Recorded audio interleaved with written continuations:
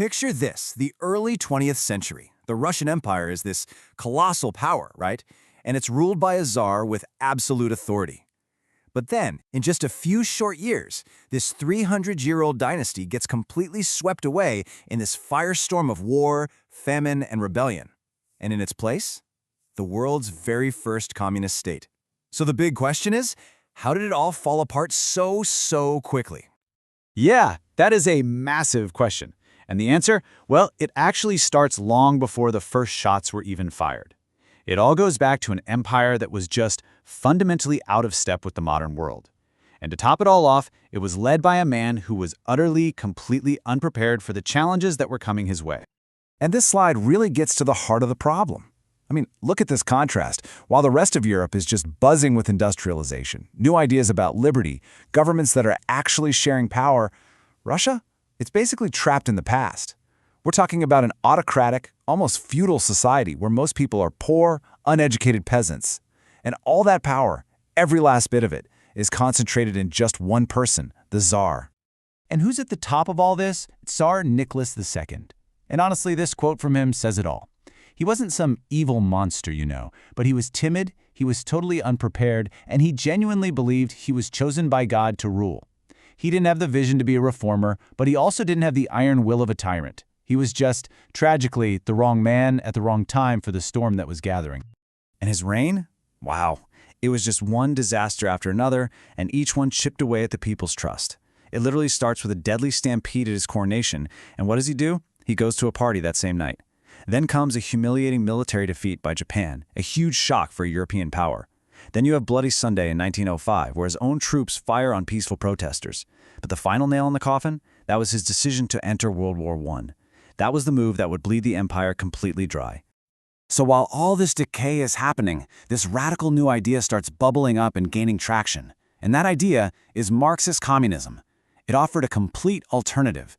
This wasn't about tweaking the system or making small reforms. No, this was about tearing the whole thing down and building a brand new world where the workers, not the aristocrats, held all the power.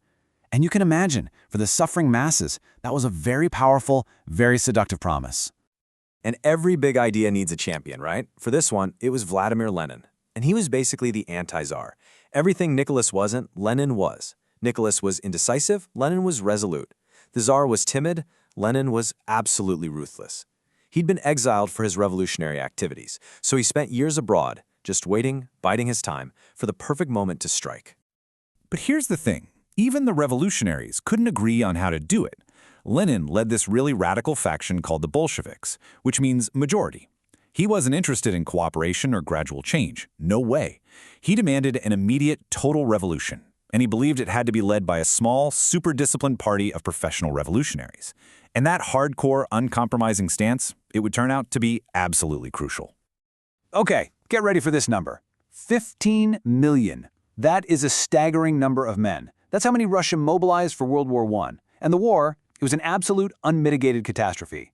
The army was poorly equipped, the leadership was a mess, and millions were killed or wounded. Back home, the economy just collapsed. People were starving because of severe food shortages. This war completely shattered whatever was left of the Tsar's authority. So, in February of 1917, the whole system finally just breaks. It starts with hungry workers in the capital, rioting for bread. Simple as that. But then, when the soldiers are ordered to fire on these crowds, something incredible happens. They refuse. They actually mutiny and join the revolution. I mean, can you imagine? With his own military turned against him, the Tsar was completely powerless. Nicholas II had no choice. He was forced to abdicate. And just like that, it was over. 300 years of Romanov rule didn't end with a big battle or a bang. It ended with the quiet signature of a powerless monarch on a piece of paper. And this, of course, created a massive power vacuum. The question on literally everyone's mind was, what on earth comes next? Well, what came next was pretty much chaos. You suddenly had two rival powers trying to run the country. On one hand, you had the official provisional government, which was made up of liberal politicians. But the real power, the people who actually had the loyalty of the masses, was the Petrograd Soviet, this council of workers and soldiers. This whole dual power situation created total paralysis. And then the provisional government made a fatal mistake. It decided to keep Russia in the war. That was a deeply, deeply unpopular decision, and it basically sealed their fate. And right into the middle of this chaos comes Lenin. In what has to be one of the most brilliant and cynical moves in history, Germany, Russia's enemy in the war, smuggles him back into the country. Why? They figured he would stir up even more trouble and knock Russia out of the conflict for good. So they put him on a sealed train, and he arrives back in Petrograd, ready to seize his moment. Lenin's strategy was just brutally simple and incredibly effective. While all the other politicians are debating these complex issues, he offered people exactly what they were desperate for. His promise was boiled down to 3 words: peace, land, and bread. It was an absolute political masterstroke. It was a direct answer to the exhausted soldier, the poor peasant, and the hungry worker. It just cut through all the political noise. Now this is a crucial point. The October Revolution was not some big popular uprising like the one back in February, not at all. It was a well-organized, very swift coup. The provisional government was already so weak and discredited, the Bolsheviks basically just walked in and took control of key things like train stations and post offices with very little resistance. The government had already collapsed, really. They just gave it the final push. You see, Lenin had promised all power to the Soviets, but what he really meant was all power to his party. And we saw this pretty clearly when Russia held its one and only free election. The Bolsheviks, they lost. They only won about a quarter of the vote.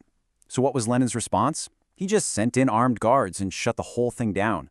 The elected assembly was dissolved. The mask of democracy was well and truly off. Okay, so having just thrown democracy out the window, Lenin needed another way to hold on to power. And he found it in terror. He established something called the Cheka. This was a new secret police force, and their job was simple: crush any and all opposition. This was the birth of a new authoritarian state, one that wasn't built on the divine right of kings, but on raw, revolutionary violence. What came next was just a devastating civil war. You had the Bolshevik Reds fighting against a pretty fragmented coalition of whites, which was a mix of everyone who opposed them: monarchists, liberals, even other socialists. The conflict was incredibly brutal. The Bolsheviks launched the Red Terror, executing tens of thousands of people. And just to make absolutely sure the old monarchy could never ever return, on Lenin's orders, they murdered the Tsar and his entire family, including the children, in a cellar. The cost of this victory was just staggering. 5 million. And that's not the number of people who died from the fighting. That's the number of people who died from the catastrophic famine that was created by the war and by Bolshevik policies. That promise of bread, it had turned into mass starvation. So, by 1922, the Bolsheviks had won. The Russian Empire was officially gone, and in its place stood a brand new entity, the USSR, the Union of Soviet Socialist Republics. But this wasn't the workers' paradise that Karl Marx had dreamed about. It was a one-party dictatorship born from the ashes of an old autocracy and forged in the brutal crucible of civil war and terror. And all of this leaves us with a big, lingering question. After all the bloodshed, all the upheaval, all the promises of a brave new world, did the Russian Revolution actually liberate the people? Or did it just replace one autocracy with another? Did it just swap the absolute power of the Tsar for the absolute power of the party? That's a heavy question, and it's one historians are still debating to this very day.